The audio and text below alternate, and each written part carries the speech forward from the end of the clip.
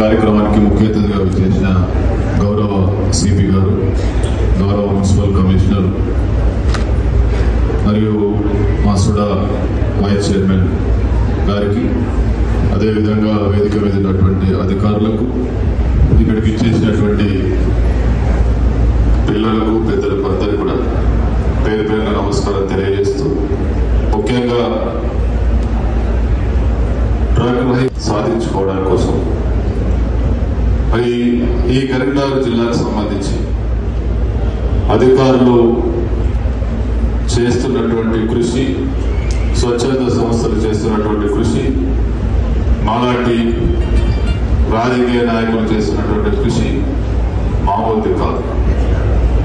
ముఖ్యంగా మనకున్నటువంటి కరీంనగర్ జిల్లాకు ఒక మంచి అధికార గణం ఉంది.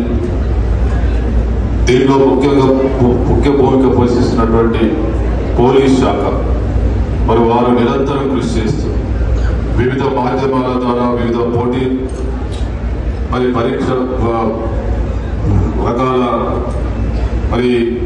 రకరకాలుగా ఏ విధంగా ప్రజల్లోకి అవేర్నెస్ తీసుకుపోవాలి, ప్రజల్లోకి మరి దీనికి ఉన్నటువంటి పూర్తి అవగాహన కల్పించి వారి జీవితాల్లో భవిష్యత్తుని ఏ విధంగా నాశనం చేసుకోవడమే కాకుండా ఇతరుల జీవితాలు నాశనం కావడానికి మరి ఏ విధంగా దోహదపడుతుంది ఈ డ్రగ్స్ అనేదనే విషయంలో మరి పూర్తి స్థాయిలో కరీంనగర్కు సంబంధించినటువంటి పోలీస్ శాఖ చేస్తున్నటువంటి కృషి మామూలు కాదు.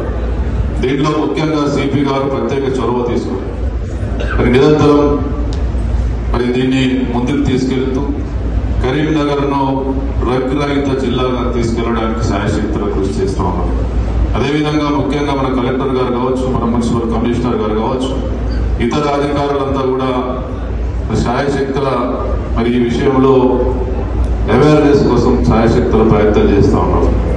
ముఖ్యంగా మనం ఎన్ని చేసినప్పుడు కూడా పిల్లల్లో, తల్లిదండ్రుల్లో దీని మీద పూర్తి అవగాహన, పర్యవేక్షణ, ముఖ్యంగా పిల్లలకు కావాల్సింది ఏంటి, ఇంటర్మీడియట్ తర్వాత 99% స్కూల్ ఎడ్యుకేషన్లో చాలా తక్కువ ఉంటుంది.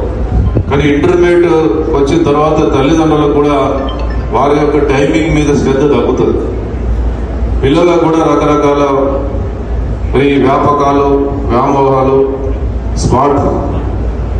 మంచి స్మార్ట్ ఫోన్ కావాలి, లగ్జరీస్ ఇతరులను చూసి వాటన్నిటి కూడా కావాలని కోరుకుంటా ఉన్నాం.